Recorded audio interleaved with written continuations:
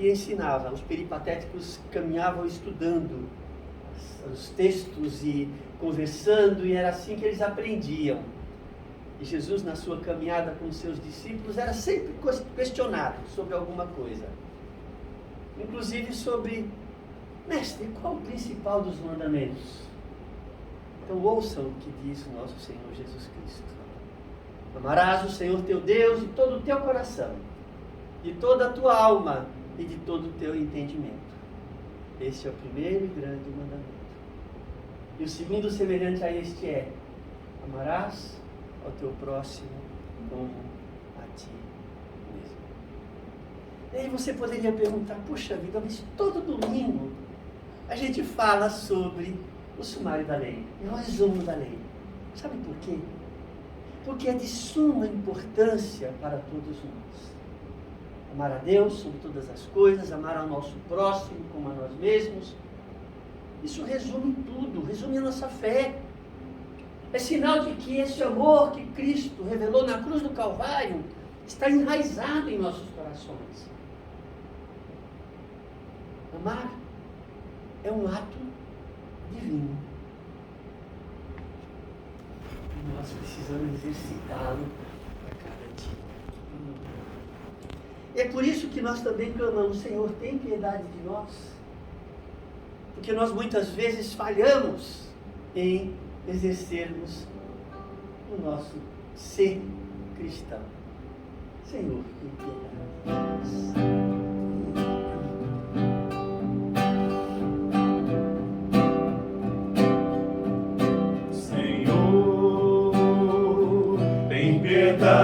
de nós. Piedade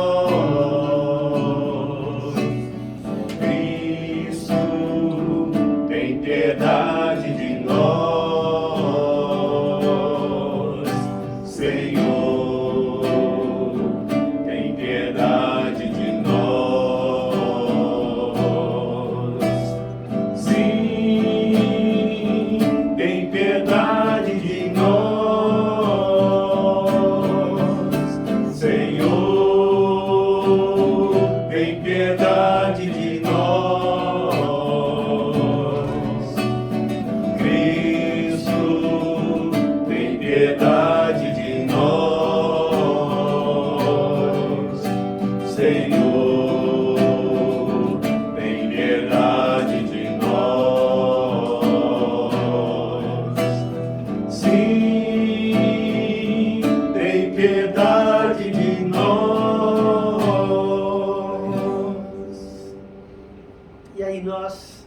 Unimos nas nossas vozes, juntos podemos fazer a oração de confissão que está no nosso boletim.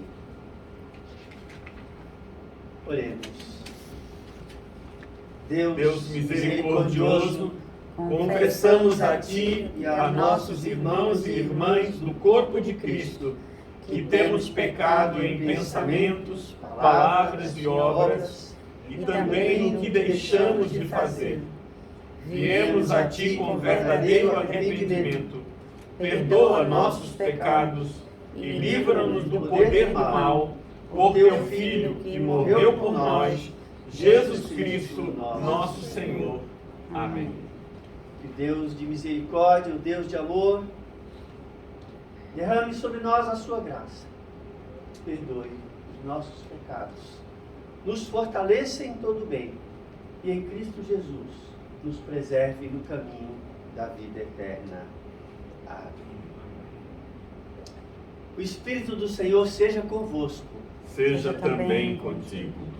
Permite, ó Senhor, que a Tua contínua misericórdia purifique e defenda as nossas vidas, para que todas as pessoas que Te seguem vivam amorosamente o Teu Evangelho, contribuindo na construção do Teu reino, por Jesus Cristo, nosso Senhor, que vive e reina contigo e com o Espírito Santo, um só Deus, agora e sempre. Amém. Amém.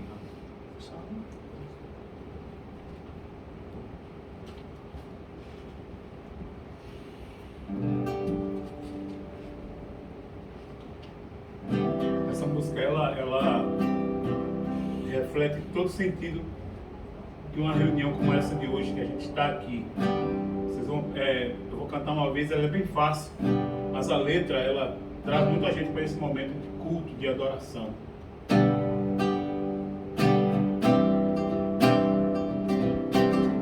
Aqui estamos reunidos, com nosso coração cheio de amor.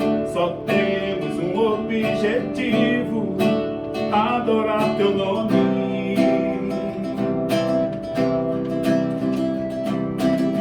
Nós cremos na tua palavra, sabemos que está em nosso meio, que subam nossas orações como incenso suave. Meu refrão: Jesus, nós te adoramos. Jesus, levantamos nossas mãos a ti, com alegria declaramos: santo é o teu nome.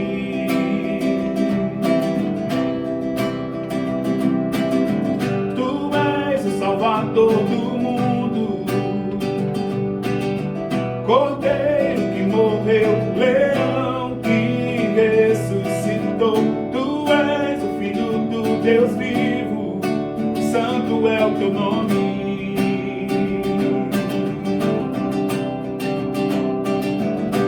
Aleluia, aleluia, cantamos a Jesus. Glória, aleluia, aleluia, aleluia, aquele que venceu. Glória, aleluia, aleluia, aleluia, cantamos a Jesus. Glória, aleluia, aleluia, aleluia, aquele que venceu. Glória, aleluia. Vou tentar cantar agora do início novamente. Aqui estamos reunidos, com nosso coração cheio de amor. Só temos um objetivo: adorar teu nome. Nós cremos na tua palavra, nós cremos na tua palavra, sabemos que está em nosso meio, que suba as nossas orações como incenso suave. Jesus, Jesus, nós te adoramos. Jesus, levantamos nossas mãos a ti, com alegria declaramos: santo é o teu nome. Tu és o Salvador, tu és o Salvador do mundo, Cordeiro que morreu, Leão que ressuscitou. Tu és o Filho do Deus vivo, santo é o teu nome. Aleluia, aleluia, aleluia, cantamos a Jesus. Glória, aleluia, aleluia, aleluia, aquele que venceu. Glória, aleluia, aleluia, aleluia, cantamos a Jesus. Glória, aleluia, aleluia, aleluia, aquele que venceu. Glória, aleluia. Amém, amém. Vamos fazer a leitura do Salmo de número 17. Salmo de número 17. Está aí na página 575, se você tem uma das Bíblias que a gente costuma usar aqui. Salmo de número 17. Salmo 17, a oração de Davi. Ouve, Senhor, a causa justa, atende o meu clamor. Dá ouvidos à minha oração, pois ela não procede de lábios enganosos. Venho da tua presença o julgamento a meu respeito, os teus olhos veem com equidade. Sondas o meu coração, de noite me visitas. Prova-me no fogo, e não encontras em mim nenhuma iniquidade. A minha boca não transgride contra as obras humanas, pela palavra dos teus lábios. Eu tenho me guardado dos caminhos do violento. Os meus passos se acostumaram às tuas veredas, os meus pés não resvalaram. Eu te invoco, ó Deus, pois tu me respondes. Inclina os ouvidos para mim e ouves as minhas palavras. Mostra as maravilhas da tua bondade, ó Salvador, daqueles que à tua direita se refugiam dos seus adversários. Guarda-me como a menina dos olhos. Esconde-me à sombra das tuas asas. Protege-me dos perversos que me oprimem, dos inimigos que me assediam de morte. Insensíveis, eles cerram o coração e falam com lábios insolentes. Andam agora cercando os nossos passos e fixam em nós os olhos para nos derrubar. Parecem como um leão, ávido por sua presa, ou um leãozinho que espreita de emboscada. Levanta-te, Senhor, enfrenta-os e arrasa-os. Com a tua espada, livra a minha alma do ímpio. Com a tua mão, Senhor, livra-me dos homens deste mundo, cuja porção é desta vida, e cujo ventre tu enches com os teus tesouros, os quais se fartam de filhos, e os que eles sobram deixam os seus pequeninos. Eu, porém, na justiça contemplarei a tua face, quando acordar, me satisfarei com a tua semelhança.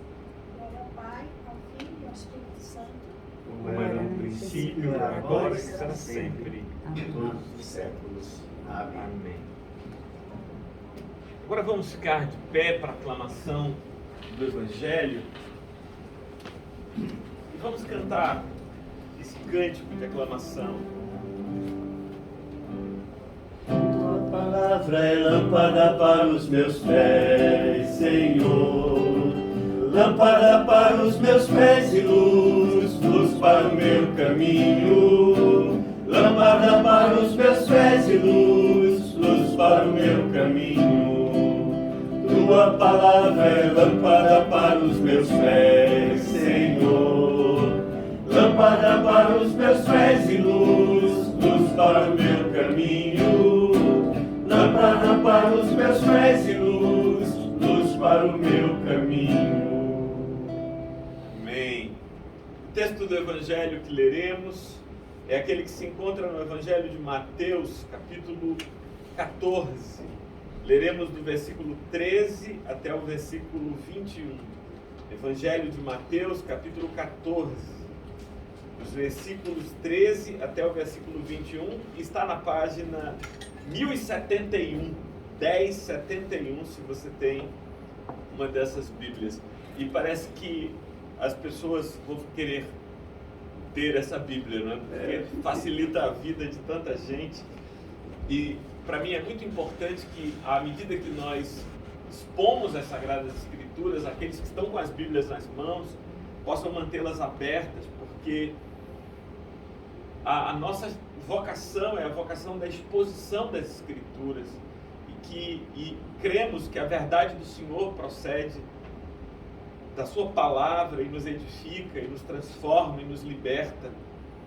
Então, procedamos à leitura do texto do Evangelho. Jesus, ouvindo isto, retirou-se dali num barco para um lugar deserto à parte. Ao saberem disso, as multidões vieram das cidades, seguindo-o por terra. Ao desembarcar, Jesus viu uma grande multidão, compadeceu-se dela e curou os seus enfermos. Ao cair da tarde, os discípulos se aproximaram de Jesus e disseram: este lugar é deserto e já é tarde. Mande as multidões embora, para que, indo pelas aldeias, comprem para si o que comer. Jesus, porém, lhes disse: não precisam ir embora, deem vocês mesmos de comer a eles. Mas eles responderam: não temos aqui senão 5 pães e 2 peixes. Então Jesus disse: tragam esses pães e peixes aqui para mim. E tendo mandado que a multidão se assentasse sobre a relva, pegando os 5 pães e os 2 peixes, erguendo os olhos para o céu, os abençoou. Depois, tendo partido os pães, deu-os aos discípulos, e esses deram às multidões. Todos comeram e se fartaram, e ainda recolheram 12 cestos cheios de pedaços do que sobraram. E os que comeram eram cerca de 5.000 homens, além de mulheres e crianças. Evangelho do nosso Senhor. Louvado sejas, ó Cristo.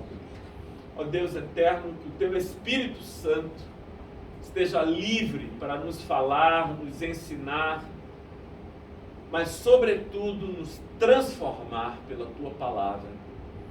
Que, Senhor, nós nos conformemos àquilo que vemos no Teu Filho Jesus Cristo e ouvimos do Seu exemplo e da Sua voz, para a honra e glória do Teu nome, em nome de Jesus, Teu Filho. Amém. Amém. Podem se assentar, meus irmãos.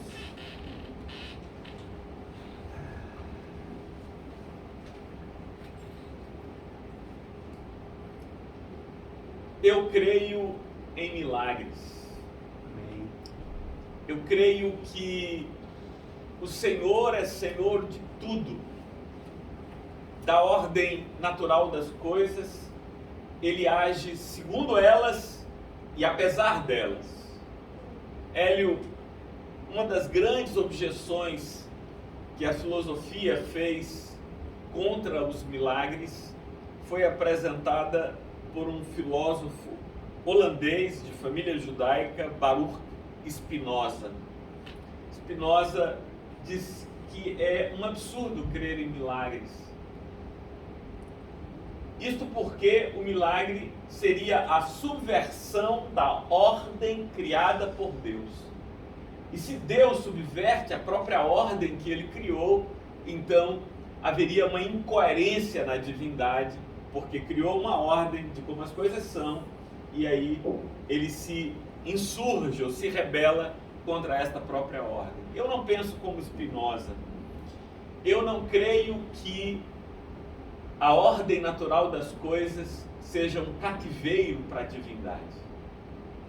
A ordem natural das coisas é o lugar onde nós habitamos, mas nas nossas vidas e sobretudo na relação com Deus, nós podemos ver, e eu tenho visto ao longo de minha vida, aquilo que seria natural, aquilo que seria comum, aquilo que seria normal, aquilo que seria esperado, ser subvertido pela vontade e pelo poder de Deus, que não está cativo, prisioneiro da ordem natural das coisas. Mas nós precisamos enfrentar as dificuldades que a vida nos traz com a habilidade de lidar com as circunstâncias e enfrentá-las crendo no poder de Deus para mudar tudo a qualquer momento.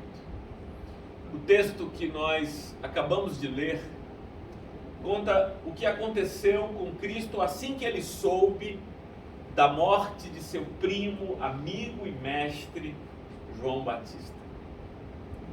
João Batista era um primo distante de Jesus, Henrique. E nem me vou atrever a fazer as contas, Tiago, de qual era a relação de parentesco à luz do direito civil entre Jesus e João Batista. Mas o fato é que Maria era prima de Isabel. Maria era prima de Isabel. Logo, os filhos de Maria e de Isabel são primos em algum grau de parentesco, né? Isabel era a mãe de João Batista. Mas João Batista não era apenas primo de Jesus, e eles não apenas se conheciam desde pequeno, desde a vida intrauterina.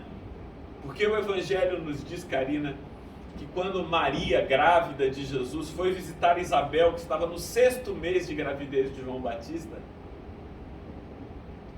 Isabel teve uma impressão estranha, e ela diz a Maria, faz a saudação a Maria, né, e diz: quem me dá esse privilégio de receber aqui a mãe do Salvador?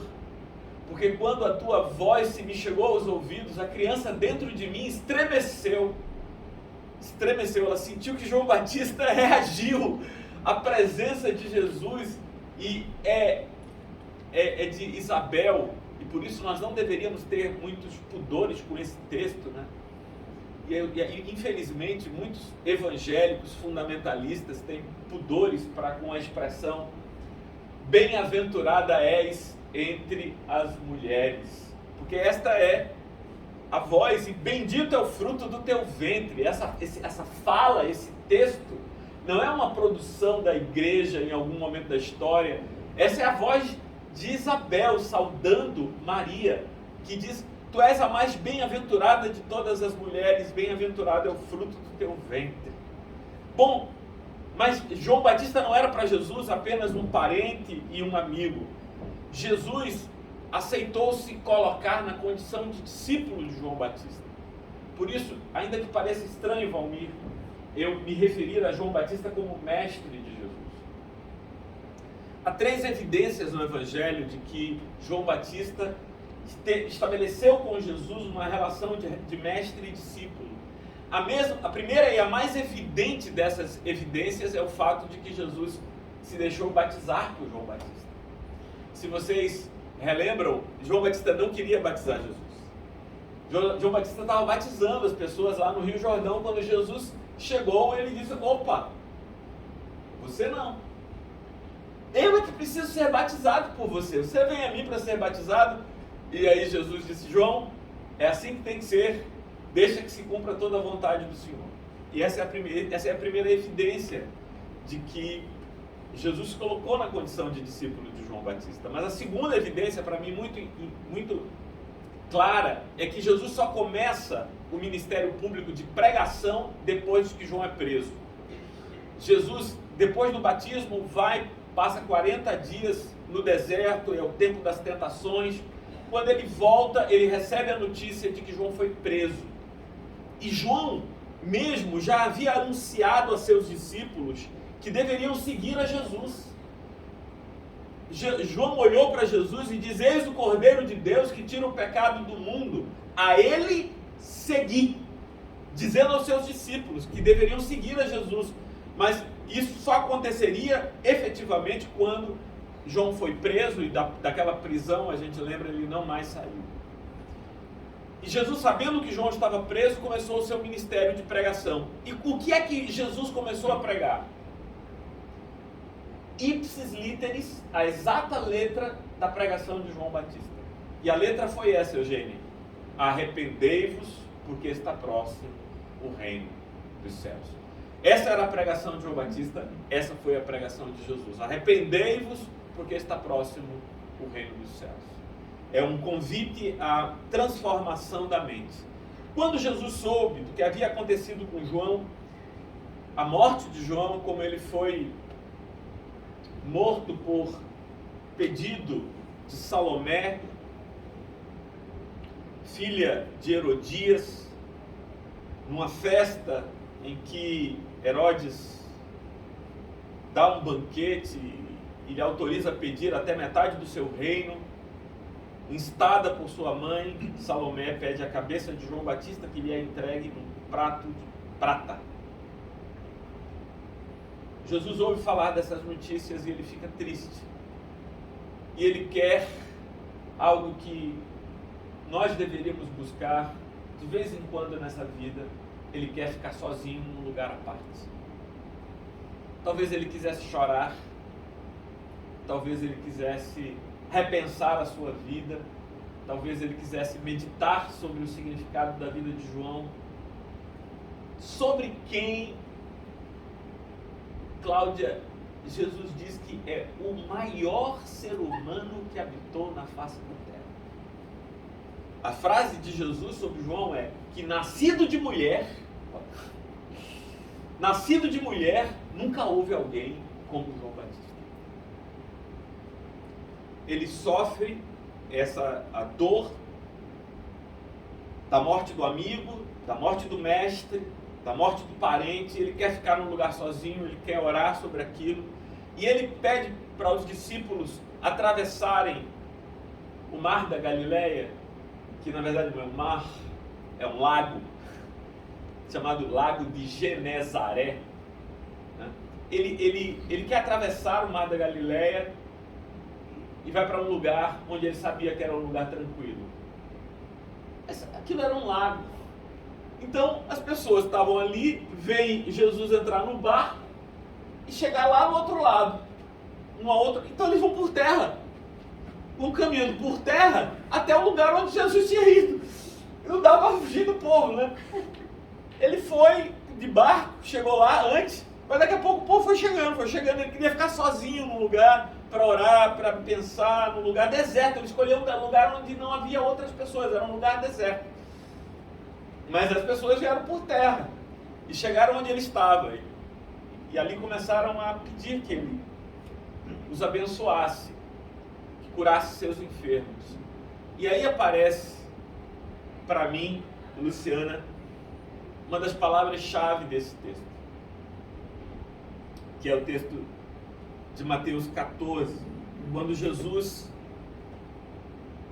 olha para aquelas multidões, e a palavra que me aparece é que Jesus se compadeceu delas. Jesus se compadece das multidões. O texto diz: ao cair da tarde os discípulos vieram as multidões, versículo de número 14, diz assim: ao desembarcar Jesus viu uma grande multidão e compadeceu-se dela e curou os seus enfermos. Na tradição de Marcos diz: e se compadeceu delas porque eram como ovelhas que não têm pastor. A palavra compadecer, para mim é uma palavra riquíssima, porque compadecer significa sofrer do lado de alguém. Compadecer, padecer é sofrer, compadecer-se é se solidarizar ao sofrimento que alguém tem. Essa palavra, ela está conectada com a outra palavra também belíssima, que é a palavra compaixão. Eu estava explicando isso a Giovana outro dia, porque Giovana tem 17 anos e eu disse: olha, minha filha, desde os 14 anos que você já tem maturidade para entender que a palavra paixão tem dois significados. Significa sentimento e sofrimento. Aos 14 anos a gente descobre isso, mais ou menos, né, doutor Deus? Mais ou menos aos 14 anos, um pouco antes ou um pouco depois disso, a gente descobre, Henrique, que paixão é sinônimo de sentimento e de sofrimento. Daí, quando a gente fala da paixão de Cristo, a gente não está falando dos sentimentos de Cristo, está falando dos sofrimentos. Sentir compaixão é perceber que a paixão do outro pode ser minha também. A dor do outro pode ser minha também. O sofrimento do outro pode ser meu também. Jesus, que tinha seus próprios sofrimentos, suas próprias dores, suas próprias tristezas. Jesus, que tinha procurado um lugar deserto para ruminar seus sentimentos, para refletir e pensar sobre tudo aquilo, se vê de repente acorçado pela demanda de uma multidão que chega ali, cheia de dores, cheia de carências, e Jesus começa a curar, a abençoar aquelas pessoas. Isso vai rolando o dia todo, até que por volta das 5 horas da tarde, a tarde estava caindo, ou seja, a noite ia chegar, e os discípulos chegam para Jesus e dizem: olha, esse lugar que a gente escolheu, que o Senhor quis vir, é um lugar deserto. Aqui não tem muito lugar para comer, onde comprar, não tem um mercado, não tem uma aldeia aqui perto. Essas pessoas vão levar horas para chegar até um lugar civilizado, onde possam comprar algum alimento ou encontrar comida. Então, o nosso conselho, mestre, é que o Senhor despeça essas multidões, mande eles embora, para que eles, indo pelo caminho, encontrem o que comer. O que é que os discípulos... Qual era a lógica e o pensamento dos discípulos? O pensamento dos discípulos é que aquela multidão tinha um problema. Qual era o problema daquela multidão? Onde eles encontrariam comida? Esse era o problema daquela multidão.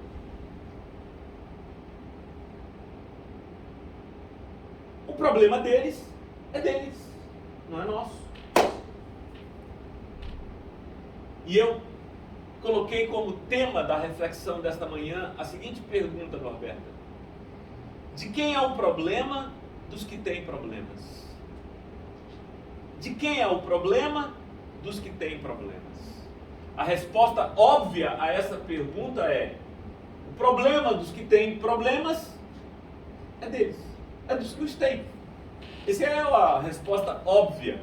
É isso que pensavam os discípulos, é isso que pensa o senso comum, é isso que pensamos nós, que o problema dos que têm problemas é deles. Mas não é isso que pensa Jesus. Jesus acha que o problema dos que têm problemas é daqueles que têm soluções. Quem tem solução deve se compadecer daqueles que têm problemas e não têm solução. E devem se oferecer como solução para os problemas alheios.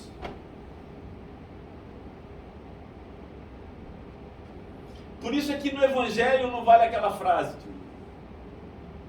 Como é que é aquela frase clássica? Há dois tipos de problemas: os meus e os teus.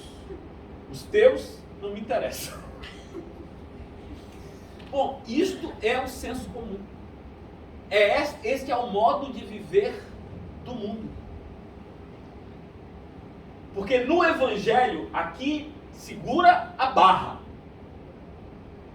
No Evangelho não há dois tipos de problemas: os teus e os meus. No Evangelho só há um tipo de problema. Os nossos problemas. Porque os teus são meus e os meus são teus. Porque nós nos compadecemos uns dos outros. E eu, hoje de manhã, estava pensando nisso, né? Quando nos reunimos para dividir as alegrias e conquistas, nós celebramos. É massa celebrar. Ana, é massa celebrar. Lembrar do aniversário de Helena e festejar o aniversário de Helena, mais um ano de vida, é massa celebrar. Tiago está fechando o contrato do apartamento dele, vai morar, realizar um sonho, é massa celebrar. Então, festejar, quando a gente se reúne para dividir uma alegria, é ótimo, isso é celebração. Quando nós nos reunimos para dividir uma dor, isso é amor. É sério? Quando a gente se reúne porque alguém está sofrendo e a gente quer se solidarizar a esse sofrimento, quando a gente se reúne porque alguém está triste ou quando alguém está angustiado e a gente se aproxima do angustiado e do triste para si, isso não é celebração, isso é amor. É por isso que Dom Filadélfio diz: por que a gente fica repetindo todo domingo o sumário da lei? Por uma razão simples. Dom Filadélfio repete isso todo domingo, eu não conseguia cumprir ainda. Imagina se ele esquecer de lembrar. Ele todo domingo repete o sumário da lei, eu ainda não consegui me adequar. Imagina se ele parar de dizer que o grande propósito da vida é amar a Deus acima de todas as coisas e amar ao nosso próximo como a mim mesmo. E o que é amar ao próximo? Amar o próximo é dividir com ele a sua cruz, é compartilhar essa cruz. Isso é amar, é dividir a dor. Então eu estava dizendo, os discípulos chegam para Jesus e dizem: eles têm um problema, mandam-os embora para que eles resolvam o seu problema. E a resposta de Jesus a esta fala dos discípulos é: dai-lhes vós mesmos o que comer. Dai-lhes vós mesmos o que comer. Ou seja, tomem para si o problema deles. Bom, aí a resposta é óbvia. Eu não dou conta dos problemas dos outros. Você não diria isso? Talvez você pudesse dizer assim, sabe? Eu não dou conta nem dos meus, quanto mais dos outros. A ordem de Jesus é: dai-lhes vós mesmos de comer. Ou seja, o problema não é deles, o problema é de vocês, e vocês é que devem dar de comer. Aí os discípulos retrucam dizendo: mas não temos como, não temos condições de dar a eles de comer. E aí Jesus pergunta: o que tendes? 5 pães e 2 peixes. 5 pães e 2 peixes. Bem, os discípulos de Jesus eram pelo menos ali, aquela patotinha ali mais curta, pelo menos umas 20 pessoas. Bota os 12, mais Jesus dá 13, mais algumas pessoas, algumas mulheres que acompanhavam na jornada. Bota ali umas 20 pessoas por baixo. Por baixo, 20 pessoas. 5 pães e 2 peixes. 5 pães e 2 peixes. Não dá. Não dá. Era pouco para o núcleo próximo de Jesus. Seria muito pouco para o núcleo próximo de Jesus. Imagine para aquela multidão que devia ter pelo menos umas 10 mil pessoas. Umas 10 mil pessoas, porque o texto nos diz que havia 5 mil homens, além de mulheres e crianças. Bota ali 10 mil pessoas, pelo menos.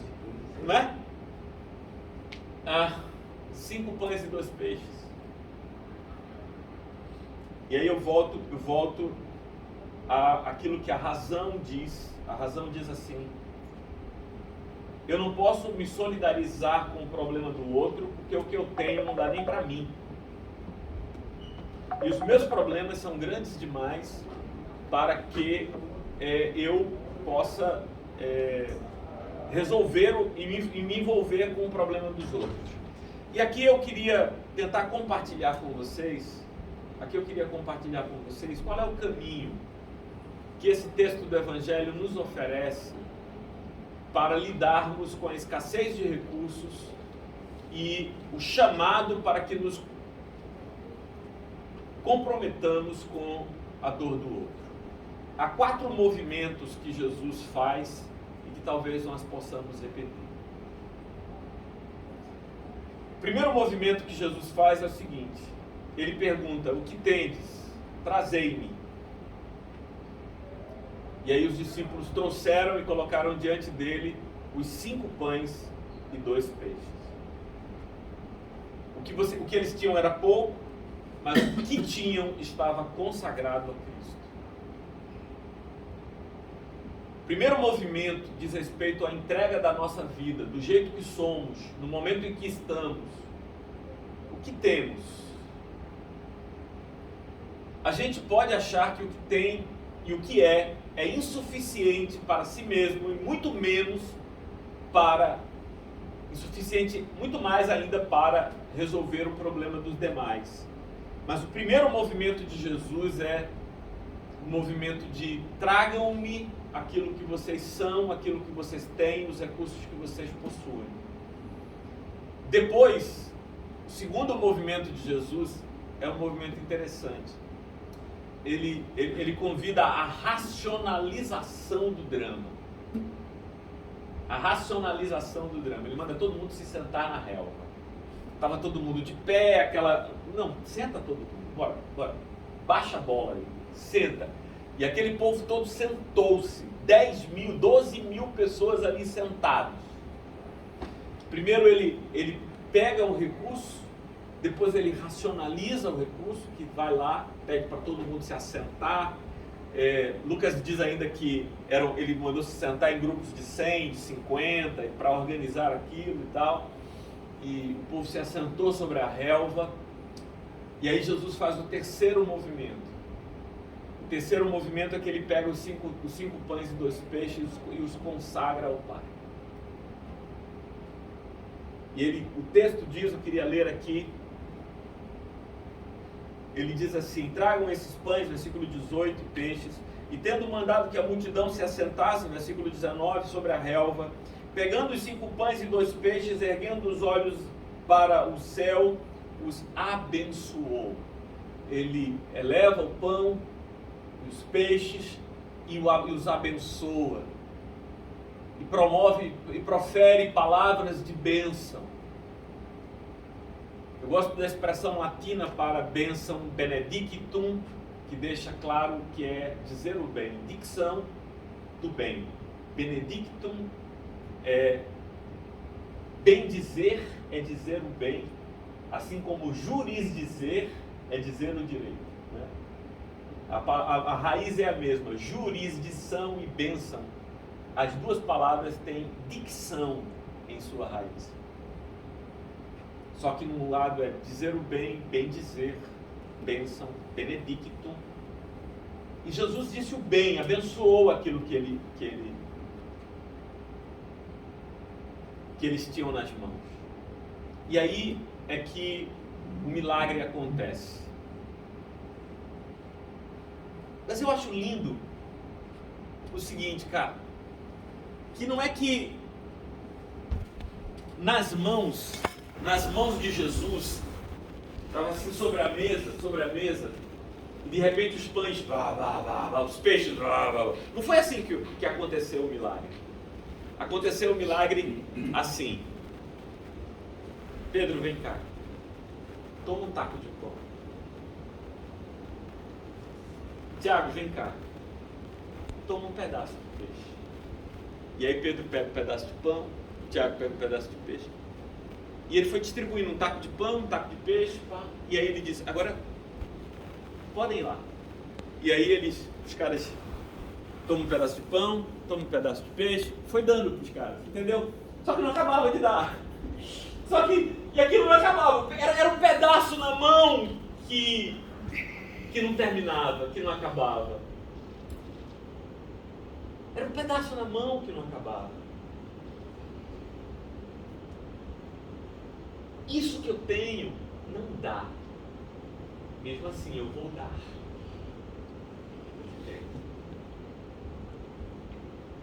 E ao final, todo mundo havia recebido. E se havia, porque, veja, o problema é que o texto não fala da questão mais grave, viu, Henrique? A questão mais grave é o seguinte: havia 5.000 homens, além de mulheres e crianças, mas o texto não diz quantos adolescentes tinham. Porque o grande problema não são nem os homens, nem as mulheres, nem as crianças. Porque, meu amigo, adolescente come. Adolescente não é fácil, viu? Mas o milagre foi tanto que até os adolescentes comeram e esfartaram. E depois foi recolhido ali ainda 12 cestos cheios de pães e peixes. Porque Jesus mandou recolher, para que nada se desperdiçasse. Eu acredito que o milagre, ele não acontece para que nós possamos agir. Nós agimos e enquanto agimos, o milagre acontece. A gente não vê o milagre antes de começar a agir. A gente só encontra o milagre depois que começou a agir. Você sabe, tem um texto sobre o qual eu nunca preguei em minha vida, porque eu acho que o texto deveria ter na Bíblia assim: proibido para menores de 18 anos. Proibido para menores. O texto é muito barra pesada, mas fala sobre um cerco que foi feito em Samaria. E a fome foi enorme, eu não entro em detalhes sobre o tamanho da fome que houve em Samaria por causa do cerco que um exército inimigo gerou. Mas a fome foi grande. Ora, se dentro da cidade havia fome, imagina no leprosário. Porque o leprosário ficava do lado de fora da cidade. O leprosário ficava do lado de fora da cidade e as pessoas todo dia levavam comida para os leprosos, para eles não morrerem de fome. Agora, se não tinha comida em Samaria, imagina no leprosário. Aí tinha 4 leprosos lá no leprosário, que eles disseram, ó, a gente vai morrer. Sabe o que a gente vai fazer?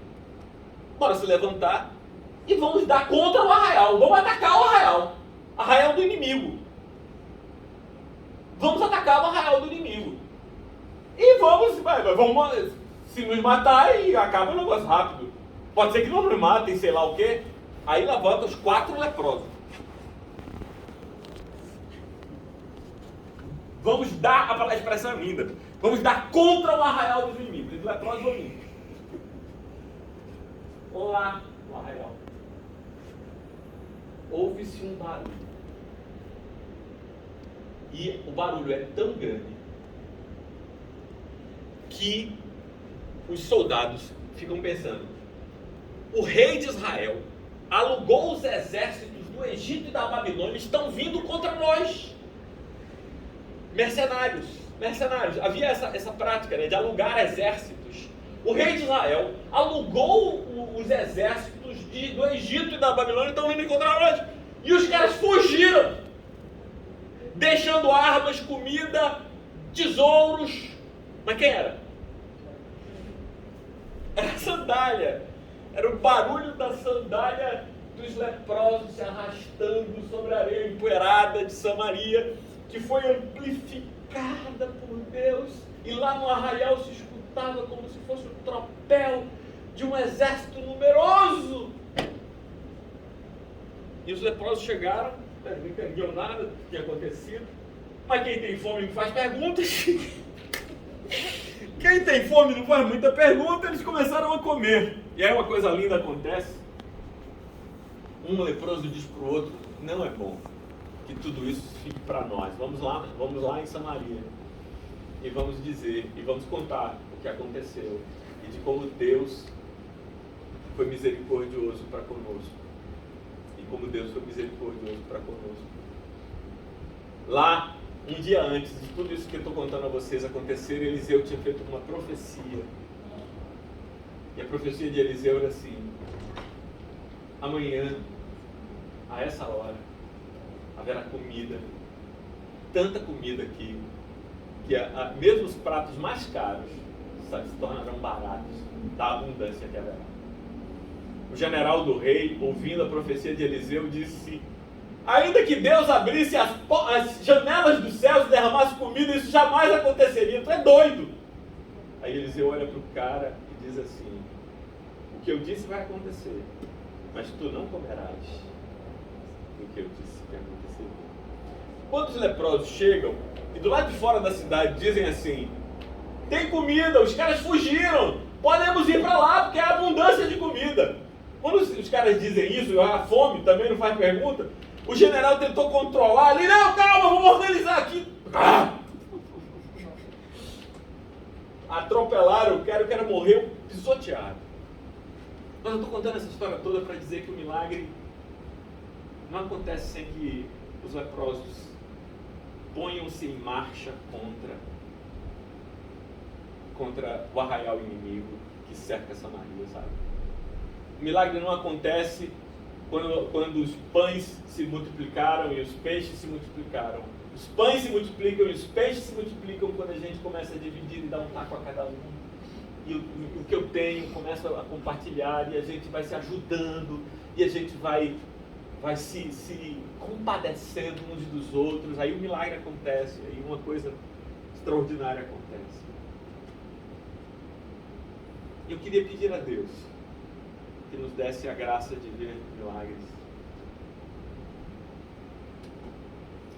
Tem uma canção de Caetano que eu lembro que era música tema, não sei nem se é de Caetano, mas acho que é. Acho que era música tema de uma novela que eu assistia quando era adolescente. E Caetano diz assim: quem era ateu e viu milagres como eu, sabe que os deuses sem Deus não cessam de brotar, nem cansam de esperar. Eu acho bonito Caetano dizer: quem era ateu e viu milagres como eu, sabe que deuses sem Deus não cessam de brotar em bênção de Israel. Porque você pode crer ou não crer, mas os milagres, eles existem. E como eu poderia dizer que não? Como eu poderia dizer que não? Vamos ficar de pé, vamos orar.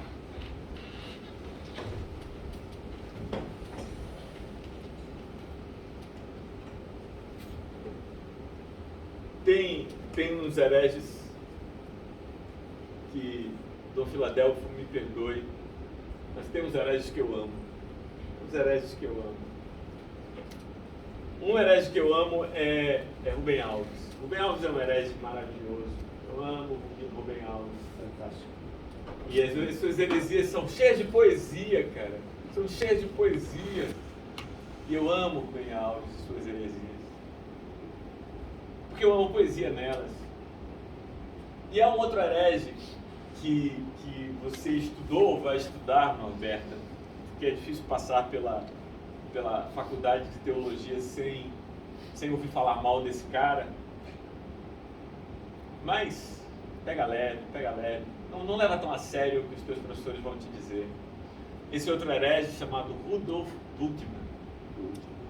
E Bultmann comentando, Bultmann é um teólogo alemão do início do século XX, que comenta o Novo Testamento num projeto que ele chama de demitização ou demitologização do Novo Testamento.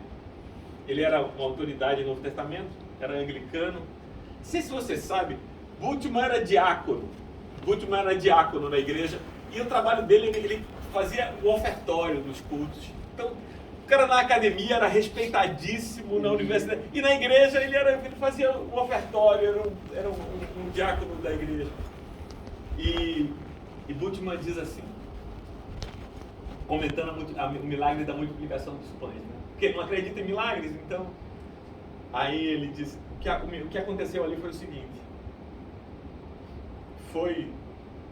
não que os pães se multiplicaram, os peixes se multiplicaram. O que aconteceu é que cada pessoa tinha levado alguma coisa para si mesma. E quando os discípulos passaram, cada um tirou do que era exclusivamente seu e foi compartilhando. E aquele compartilhamento foi tão grande que sobraram 12 pães. Aí, eu lendo isso assim, eu digo, mas Bultmann, o milagre aqui é maior. Tu tá dizendo esse negócio que não tem milagre, aí tá trazendo essa explicação para dizer que o milagre não aconteceu. O que aconteceu foi que as pessoas estavam tirando da sua individualidade, compartilhando umas com as outras, e portanto sobrou 12 cestos de pães. Aí eu digo, Bultmann, meu irmão, desse jeito o milagre é maior, não é menor, porque é muito mais fácil ver pão se multiplicar do que gente abrindo, que é só seu, para dividir para todos, e seja qual for o milagre, eu creio no poder de Deus para quebrar nossos corações e nos transformar. Vamos orar? Senhor Deus, há pessoas aqui que precisam de milagres nas suas vidas.